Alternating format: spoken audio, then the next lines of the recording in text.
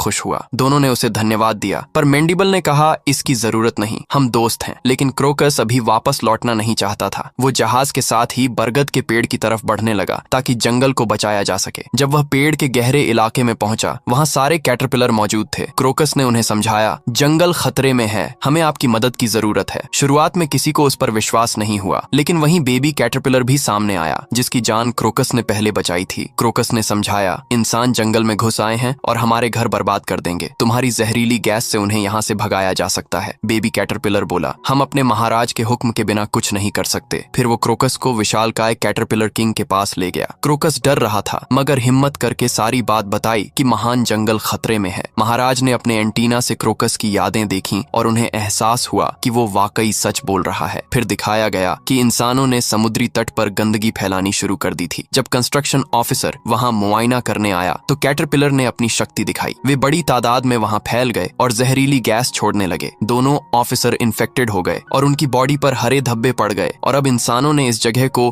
Caterpillar influenced area घोषित कर दिया। महान जंगल अब बच गया था। क्रोकस और जूनियर अब वापस लौटना चाहते थे। वे लेडीबग फैमिली से विदा लेते हैं, लेकिन जूनियर कोको से बिछड़ रहा था, जिससे दोनों काफी दुखी थे। वे आखिरी बार एक दूसरे को किस करते हैं और फिर सब वहां से निकल जाते हैं। कोको अपने प्यार से बिछड़ने के दुख में अपने कमरे की तरफ चली जाती है। जूनियर भी उदास था। यह देखकर क्रोकस उसके पास आया और कहा, अगर तुम कोको से सच्चा प्यार करते हो तो तुम उसके साथ रह सकते हो। जूनियर की खुशी का ठिकाना नहीं रहा। वो उड़ा और वापस पेड़ पर चला गया। क्रोकस की आंखों में खुशी के आंसू थे, क्योंकि उसका बेटा अब जिम्मेदार बन चुका था। स्पाइडर और मेंडिबल कुछ समझ नहीं पाए, लेकिन कोको जूनियर को देखकर बहुत खुश थी। क्रोकस भी अब अपनी फैमिली के पास वापस लौट गया। वे अभी तक नींद में थे और वो भी सो गया। वहीं हमें बुटोर दिखाया जाता है, जो चीन के एक रेस्टोरेंट में पहुंच चुका था, लेकिन बदले की आग अभी भी उसके अंदर उमड़ रही थी। और बस यहीं कहानी खत्म नहीं होती। कभी कभी सबसे छोटे से कीड़े में भी सबसे बड़ा दिल और सबसे बड़ी हिम्मत छुपी होती है। क्रोकस और जूनियर ने हमें ये सिखाया कि प्यार, साहस और एकता से हर मुश्किल आसान हो सकती है। दोस्ती और परिवार की कदर करना ही हीरो बनने की असली ताकत है। अगर इस कहानी ने आपका दिल छू लिया, अगर आपने महसूस किया ये जज्बात, ये